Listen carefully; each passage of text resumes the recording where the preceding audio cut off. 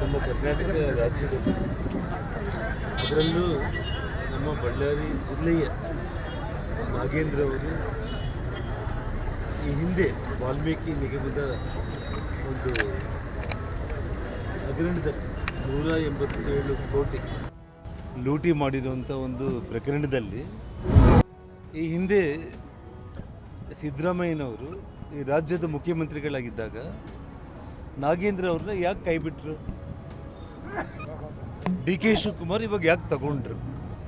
ಅಂದರೆ ಸಿದ್ದರಾಮಯ್ಯನವರು ಕರ್ನಾಟಕ ರಾಜ್ಯದ ಸರ್ಕಾರದ ಒಂದು ಬೊಕ್ಕಸಕ್ಕೆ ನೇರವಾಗಿ ಕೈ ಹಾಕಿ ಲೂಟಿ ಮಾಡಿರುವಂಥ ಪ್ರಕರಣ ಇದಾಗಿರೋ ಕಾರಣ ಸಾಕ್ಷಾತ್ತು ಈ ರಾಜ್ಯದ ಮುಖ್ಯಮಂತ್ರಿಗಳಾಗಿ ಅಂದಿನ ಮುಖ್ಯಮಂತ್ರಿಗಳಾದ ಸನ್ಮಾನ್ಯ ಸಿದ್ದರಾಮಯ್ಯನವರು ಅಸೆಂಬ್ಲಿ ಸಾಕ್ಷಿಯಾಗಿ ವಿಧಾನಸಭೆಯಲ್ಲೇ ನೀವು ಹೇಳ್ತಾ ಇರೋದು 187 ಕೋಟಿ ಅಲ್ಲ, ಕೇವಲ 87 ಕೋಟಿ ಅಂತೇಳಿ 87 ಕೋಟಿ ಇದು ಸ್ಕ್ಯಾಮ್ ಆಗಿದೆ ಅಂತೇಳಿ ಅವರು ಒಪ್ಕೊಂಡಿದ್ದಾರೆ. ಆ ಕಾರಣಕ್ಕೆ ನಾಗೇಂದ್ರ ಅವ್ರನ್ನ ಮಂತ್ರಿಮಂಡಲದಿಂದ ತೆಗೆದಾಕಿದ್ದು. ಇವತ್ತು ಡಿ ಕೆ ಶಿವಕುಮಾರ್ ಅವರು ತಗೊಂಡ್ರಲ್ಲ, ಇಷ್ಟದ್ರೊಳಗಡೆ ಏನು ಬದಲಾವಣೆ ಆಗಿದೆ ಅಂತೇಳಿ ಒಂದು. ಎರಡನೇದು, ಇವತ್ತು ನಾಗೇಂದ್ರ ಅವರು ಒಂದು ಮಾತನ್ನು ಹೇಳ್ತಾ ಇದ್ರು, ನಾನು ದಲಿತ ಆಗಿರೋ ಕಾರಣನೇ ನನ್ನನ್ನು ಟಾರ್ಗೆಟ್ ಮಾಡ್ತಾ ಇದ್ದಾರೆ, ಜನಾರ್ದನ್ ರೆಡ್ಡಿ ಅವರಿಗೆ ಹೊಟ್ಟೆ ಕಿಚ್ಚು ಬಂದಿದೆ ಅಂತೇಳಿ. ನಾಗೇಂದ್ರ, ನಿನ್ನಂಥವ್ರು 100 ಮಂದಿ ಆದರೂ ಕೂಡ ಉದ್ಧಾರ ಆಗಬೇಕಂತ ನಾವು ಬಯಸ್ತೀವಿ, ಆಗಲಿ ಯಾರು ಹಾಳಾಗೋಗ್ಬೇಕಂತೇಳಿ ನಾನು ಬಯಸೋನು ನಾನಲ್ಲ. ನೀವು ಬದುಕಲಿಕ್ಕೇ ನನ್ನ ಜೊತೆಯಲ್ಲಿ ಬಂದಂಥವ್ರು. ಎಸ್ ಟಿ ರಿಸರ್ವೇಷನ್ಗಳು ಬಂದಾದ ಮೇಲೆ ಆ ಒಂದು ಸಂದರ್ಭದಲ್ಲಿ ಜಿಲ್ಲೆಯಲ್ಲಿ 5 ರಿಸರ್ವೇಷನ್ಗಳಾದಾಗ ನಿನ್ನ ಮೊದಲ ಭಾರತೀಯ ಜನತಾ ಪಕ್ಷದ MLA ಮಾಡಿದ್ದು ಜನಾರ್ದನ್ ರೆಡ್ಡಿ ಮತ್ತು ಭಾರತೀಯ ಜನತಾ ಪಕ್ಷ. ಹಾಗಾಗಿ ಇವತ್ತು ಜನಾರ್ದನ್ ರೆಡ್ಡಿಗೆ ಜಾತಿ ಅನ್ನೋದೇ ಗೊತ್ತಿಲ್ಲ. ಇವತ್ತು ಏನೇ ಇದ್ದರೂ ಕೂಡ ಒಂದು ಅಣ್ಣ ತಮ್ಮಂದರಾಗಿ ಎಲ್ಲ ಜಾತಿಗಳ ಜೊತೆ ಬೆರೆಯೋನು ನಾನು. ಮತ್ತು ಮಾಧ್ಯಮ ಸ್ನೇಹಿತರಿಗೆ ನಾನು ಒಂದೇ ಪ್ರಶ್ನೆ ಕೇಳೋದು, ಕರಪ್ಷನ್ಗೆ, ಭ್ರಷ್ಟಾಚಾರಕ್ಕೆ ಜಾತಿನೇ ತಗೊಂಡು ಬರೋದು ಎಷ್ಟುವರೆಗೆ ಸರಿ ಅನ್ನೋದನ್ನು ನಾಗೇಂದ್ರ ಅರ್ಥ ಮಾಡ್ಕೋಬೇಕು. ನಿನ್ನೆ ಡಿ ಕೆ ಶಿವಕುಮಾರ್ ಅವರು ಕೂಡ ಒಬ್ಬ ದಲಿತ ಮಂತ್ರಿ ಆಗಿದ್ದಾರೆ, ಅದನ್ನು BJP ಪಕ್ಷದವರು ಸಹಿಸ್ಕೊಳ್ಳೋದಕ್ಕೆ ಆಗ್ತಾ ಇಲ್ಲ ಅಂತೇಳಿ ಈ ರಾಜ್ಯದ ಮುಖ್ಯಮಂತ್ರಿಗಳಾಗಿ ಡಿ ಕೆ ಶಿವಕುಮಾರ್ ಅವರು ಕೂಡ ಇವತ್ತು ಭ್ರಷ್ಟಾಚಾರಕ್ಕೆ ಜಾತಿಯನ್ನು ಜೋಡಿಸುವಂಥ ಒಂದು ಪ್ರಯತ್ನ ಮಾಡ್ತಾ ಇದ್ದಾರೆ ಅಂತಂದರೆ ಇದು ನಾಚಿಕೆಗೇಡಿನ ವಿಷಯ, ತಲೆ ತಗ್ಗಿಸ್ಕೊಳ್ಳುವಂಥ ಒಂದು ವಿಷಯ. ಇಡೀ ಭಾರತದಲ್ಲೇ ಇಂಥ ಒಂದು ಭ್ರಷ್ಟಾಚಾರ ಮಾಡಿರುವಂಥ ಒಂದು ಮಂತ್ರಿಯನ್ನು ಇವತ್ತು ಡಿ ಕೆ ಶಿವಕುಮಾರ್ ಅವರು ಜಾತಿ ನೆಪ ಒಡ್ಡಿ ಸಮರ್ಥಿಸ್ಕೊಂಡು ಬರ್ತಾರೆ ಅಂತಂದರೆ ಇವತ್ತು ರಾಜ್ಯದ ಮುಖ್ಯಮಂತ್ರಿಗಳು ಕೂಡ ಯೋಚನೆ ಮಾಡಬೇಕು. ರಾಜ್ಯದ ಜನರು ನಿಮ್ಮ ಬಗ್ಗೆ ಏನು ತಿಳ್ಕೊಳ್ತಾರೆ ಅನ್ನೋಂಥ ಒಂದು ವಿಚಾರ.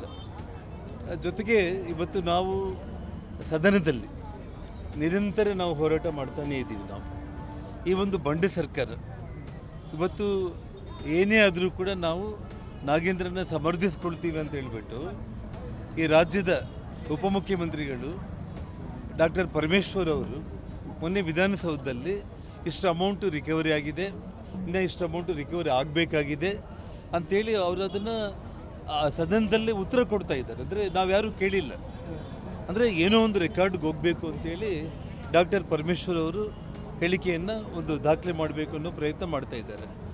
ನಾನು ಮಾಧ್ಯಮ ಸ್ನೇಹಿತರಿಗೆ ಬೆಂಗಳೂರಲ್ಲಿ ಕೇಳಿದೆ, ಇವತ್ತು ನಮ್ಮ ಬಳ್ಳಾರಿ ಮಾಧ್ಯಮ ಮಿತ್ರರಲ್ಲೂ ಕೂಡ ನಾನು ಒಂದೇ ಪ್ರಶ್ನೆ ಕೇಳೋದು, ಯಾವನಾದರೂ ಒಬ್ಬನ ಕಳ್ತನ ಮಾಡಿಬಿಟ್ಟು ಆ ಕಳ್ತನ ಮಾಡಿರೋ ಹಣ ಪೊಲೀಸರು ರಿಕವರಿ ಮಾಡಿದ ತಕ್ಷಣ ಅವನಿಂದ ನಾವು ದುಡ್ಡು ರಿಕವರಿ ಮಾಡಿಬಿಟ್ಟಿವಿ ಅಂತ ಅವ್ನು ಬಿಡ್ತಾರೆ? ಅವ್ನು ಮಾಡಿರೋಂಥ ತಪ್ಪಿಗೆ ಶಿಕ್ಷೆ ಆಗಲೇಬೇಕಲ್ಲ. ಇವತ್ತು ನಾನು ಮೊದಲಿಂದ ಕೂಡ ಒಂದು ಮಾತನ್ನು ಹೇಳ್ತಾ ಇದ್ದೇನೆ, ಈ ವಿಷಯದಲ್ಲಿ ನಾಗೇಂದ್ರ ತಪ್ಪು ಮಾಡಿದಾನ ಅಥವಾ ನಾಗೇಂದ್ರ ಮುಖವಾಡವನ್ನು ಇಟ್ಟು ನಾಗೇಂದ್ರ ಒಂದು ವಾಲ್ಮೀಕಿ ನಿಗಮದ ಒಂದು ಹಣವನ್ನು ಕಾಂಗ್ರೆಸ್ ಪಕ್ಷ ದೋಚಿದೇನಾ ಅಂತ ನಾವು ಯೋಚನೆ ಮಾಡಿದರೆ ಇದು 100ಕ್ಕೆ 100 ಕಾಂಗ್ರೆಸ್ ಪಕ್ಷದ ಎಲ್ಲ ಹಿರಿಯರು ಬೆಂಗಳೂರಿಂದ ಡೆಲ್ಲಿವರೆಗೆ ಕೂಡ ಸರ್ಕಾರವರೆಗೆ ಬಂದಿತ್ತು. ತಕ್ಷಣ ಎಲೆಕ್ಷನ್ಗಳು ಬಂದುಬಿಟ್ವು.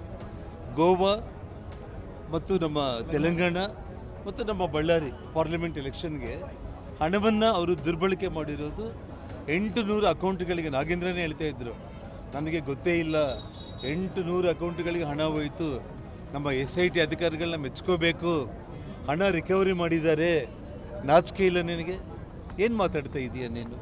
ಅಂದರೆ 800 ಅಕೌಂಟ್ಗಳಿಗೆ ಹಣ ಟ್ರಾನ್ಸ್ಫರ್ ಆಗುವವರೆಗೂ ಒಬ್ಬ ರಾಜ್ಯದ ಮಂತ್ರಿಯಾಗಿ ಇಲಾಖೆ ಮೇಲೆ ನಿನಗೇನು ಕಂಟ್ರೋಲ್ ಇದ್ದಂಗೆ?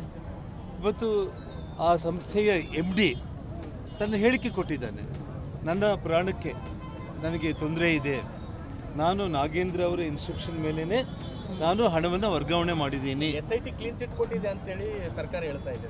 SIT ಅವ್ರದ್ದೇ ರೀ, ಅವ್ರದ್ದೇ ಆಗಿರುವಂಥ SIT ಅವರು ಸಂಬಂಧನೇ ಬರಲ್ಲ ನೋಡಿ. ಇವತ್ತು ಇಡೀ ನಮ್ಮ ಹಾಗಿದ್ರೆ ಈ ಹಿಂದೆ ಜನಾರ್ದನ್ ರೆಡ್ಡಿ ಅವ್ರನ್ನ ನಾಗೇಂದ್ರನ್ನೇ ಇವತ್ತು ಮೈನಿಂಗ್ ಕೇಸಲ್ಲಿ ಅರೆಸ್ಟ್ ಮಾಡಿದಾಗ ಇದೇ ಸಿದ್ದರಾಮಯ್ಯ ಅವರು ಪಾದಯಾತ್ರೆ ಮಾಡಿ ಸೋನಿಯಾ ಗಾಂಧಿ ಮೂಲಕ ನಮ್ಮನ್ನು ಅವರು ಬಂಧನ ಮಾಡಿಸಿದಾಗ ಅವತ್ತು CBI ಒಳ್ಳೆಯದ ಇವರಿಗೆ? ಅದೇ ನಾಗೇಂದ್ರ ನನ್ನ ಜೊತೆಯಲ್ಲಿ 2.5 ವರ್ಷ ಜೈಲಾಗಿದ್ನಲ್ಲ, ಅವತ್ತು ಅವನಿಗೆ CBI ಕೆಟ್ಟದ್ದು, ಇವತ್ತು CBI ಕೇಂದ್ರ ಸಂಸ್ಥೆ ಅಂತ ಮಾತಾಡ್ತಾರೆ ನೋಡಿ. ಏನಾದರೂ ಮಾತಾಡಿದರೆ ಕೂಡ ಒಂದು ಅರ್ಥ ಅನ್ನೋದು ಇರಬೇಕು, ಅರ್ಥ ಇಟ್ಕೊಂಡು ಮಾತಾಡಬೇಕು.